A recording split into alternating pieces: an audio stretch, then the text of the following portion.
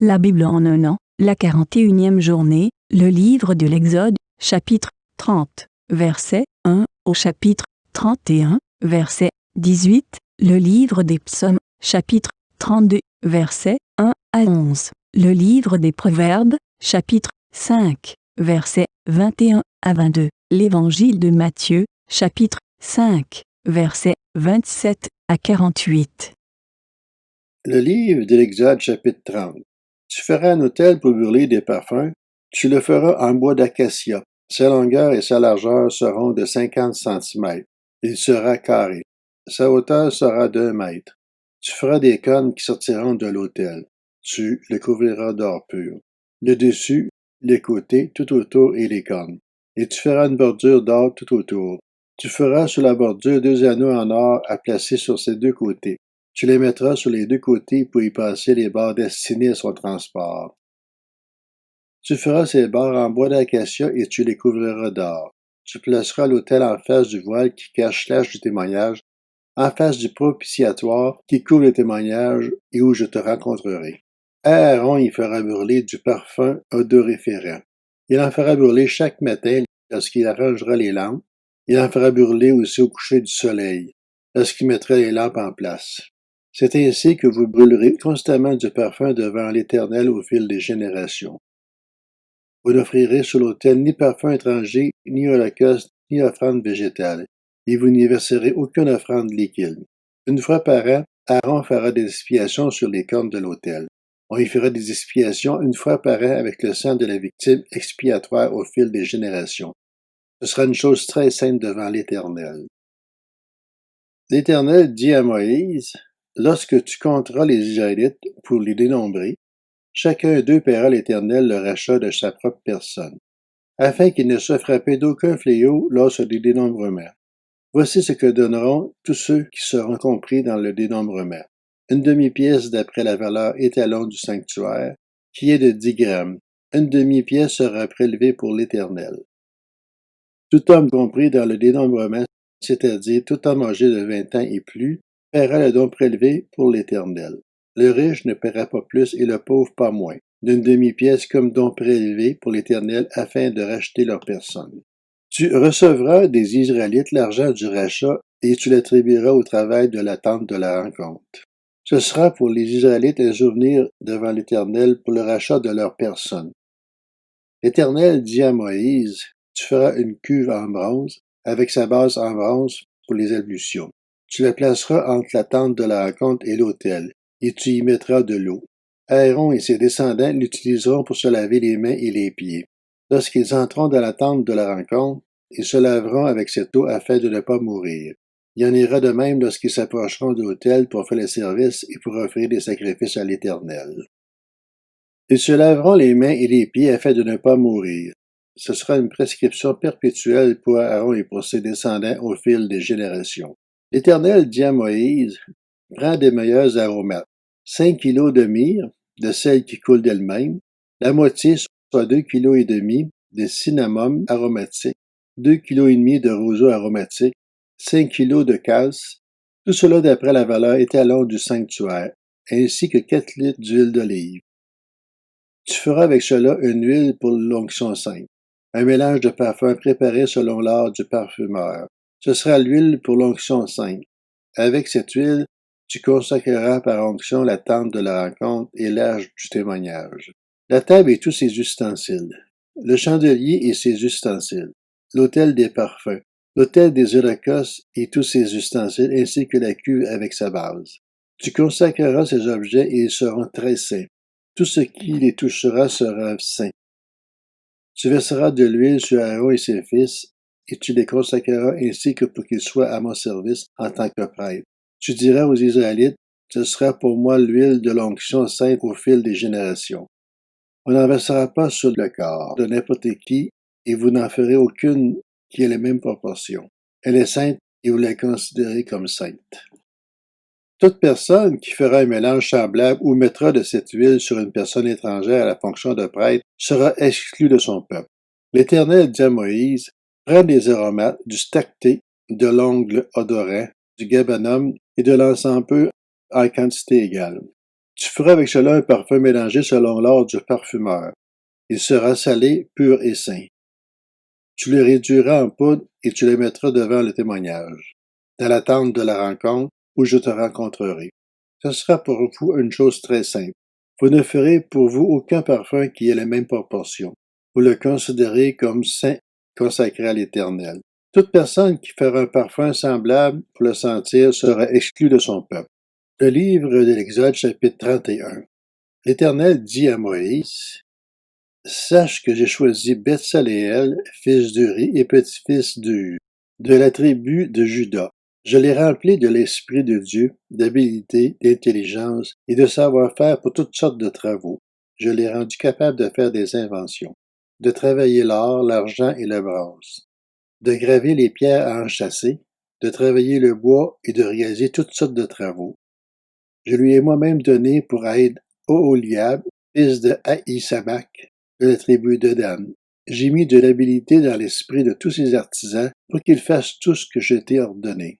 La tente de la rencontre, l'arche du témoignage, le propitiatoire qui la couvrira et tous les ustensiles de la tente, la table et ses ustensiles, le chandelier d'or pur et tous ses ustensiles, l'autel des parfums, l'autel des holocaustes et tous ses ustensiles, la cuve avec sa base, les vêtements de service, les vêtements sacrés pour le grand prêtre Aaron, les vêtements de ses fils pour leur fonction en tant que prêtre, l'huile d'onction et le parfum odoriférant pour le sanctuaire, et se conformeront à tous les ordres que j'ai donnés.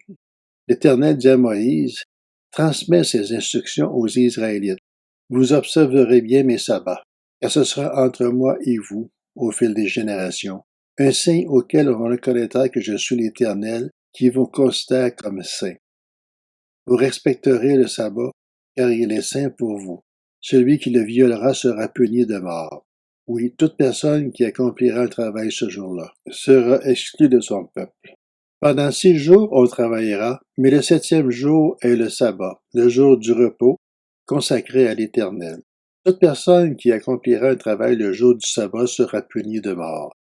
Les Israélites respecteront le sabbat en le célébrant, au fil des générations, comme une alliance éternelle. Ce sera entre moi et les Israélites un signe qui devra durer à perpétuité. En effet, en 6 jours, l'Éternel a fait le ciel et la terre, et le 7e jour il s'est arrêté et s'est reposé. Lorsque l'Éternel eut fini de parler à Moïse sur le mont Sinaï, il lui donna les 2 tables du témoignage, tables de pierre écrites du doigt de Dieu. Le livre des Psaumes, chapitre 32, de David, Cantique. Heureux celui dont la transgression est enlevée et dont le péché est pardonné. Heureux l'homme à qui l'Éternel ne tient pas compte de sa faute et dont l'esprit ne connaît pas la ruse. Tant que je me taisais, mon corps dépérissait. Je gémissais toute la journée, car nuit et jour, ta main pesait lourdement sur moi. Ma vigueur avait fait place à la sécheresse de l'été. Je t'ai fait connaître mon péché, je n'ai pas caché ma faute. J'ai dit, j'avouerai mes transgressions à l'Éternel, et tu as pardonné mon péché. C'est ainsi que tout fidèle peut te prier au moment convenable. Si de grandes eaux débordent, elles ne l'atteindront pas. Tu es un abri pour moi, tu me préserves de la détresse, tu m'entoures de chants de délivrance. Je t'instruirai et te montrerai la voie que tu dois suivre. Je te conseillerai, j'aurai le regard sur toi. Ne soyez pas comme un cheval ou un mulet sans intelligence. On les freine avec un mors et une bride dont on les orne, afin qu'ils ne te bousculent pas. Beaucoup de douleurs sont le lot du méchant, mais celui qui se confie en l'Éternel est environné de sa grâce. Juste, réjouissez-vous en l'Éternel et soyez dans l'allégresse. Poussez des cris de joie, vous tous qui avez le cœur droit. Le livre des Proverbes, chapitre 5. En effet, les voies de l'homme sont devant les yeux de l'Éternel. Il examine tous ses sentiers. Le méchant est prisonnier de ses propres fautes. Il est retenu par les liens de son péché. Évangile selon Matthieu, chapitre 5. Vous avez appris qu'il a été dit, tu ne commettras pas d'adultère. Mais moi je vous dis, tout homme qui regarde une femme pour la convoiter a déjà commis un adultère avec elle dans son cœur. Si ton œil droit te pousse à mal agir, arrache-le et jette-le loin de toi, car il vaut mieux pour toi subir la perte d'un seul de tes membres que de voir ton corps entier jeté en enfer. Et si ta main droite te pousse à mal agir, coupe-la et jette-la loin de toi, car il vaut mieux pour toi subir la perte d'un seul de tes membres que de voir ton corps entier jeté en enfer. Il a été dit que celui qui renvoie sa femme lui donne une lettre de divorce. Mais moi je vous dis, celui qui renvoie sa femme sauf pour cause d'infidélité, l'expose à devenir adultère, et celui qui épouse une femme divorcée commet un adultère. Vous avez encore appris qu'il a été dit aux anciens, tu ne violeras pas ton serment, mais tu accompliras ce que tu as promis au Seigneur. Mais moi je vous dis de ne pas jurer du tout, ni par le ciel, parce que c'est le trône de Dieu, ni par la terre, parce que c'est son marchepied, ni par Jérusalem, parce que c'est la ville du grand roi. Ne jure pas non plus par ta tête, car tu ne peux rendre blanc ou noir un seul cheveu. Que votre parole soit oui pour oui, non pour non. Ce qu'on y ajoute vient du mal. Vous avez appris qu'il a été dit œil pour œil et dent pour dent. Mais moi je vous dis de ne pas résister aux méchants. Si quelqu'un te gifle sur la joue droite, tends-lui aussi l'autre. Si quelqu'un veut te faire un procès et prendre ta chemise, laisse-lui encore ton manteau. Si quelqu'un te force à faire 1 kilomètre, fais-en 2 avec lui. Donne à celui qui t'adresse une demande et ne te détourne pas de celui qui veut te faire un emprunt. Vous avez appris qu'il a été dit, tu aimeras ton prochain et tu détesteras ton ennemi. Mais moi je vous dis, aimez vos ennemis, bénissez ceux qui vous maudissent, faites du bien à ceux qui vous détestent, et priez pour ceux qui vous maltraitent et qui vous persécutent, afin d'être les fils de votre Père céleste. En effet, il fait lever son soleil sur les méchants et sur les bons, et il fait pleuvoir sur les justes et sur les injustes. Si vous aimez ceux qui vous aiment, quelle récompense méritez-vous? Les collecteurs d'impôts n'agissent-ils pas de même?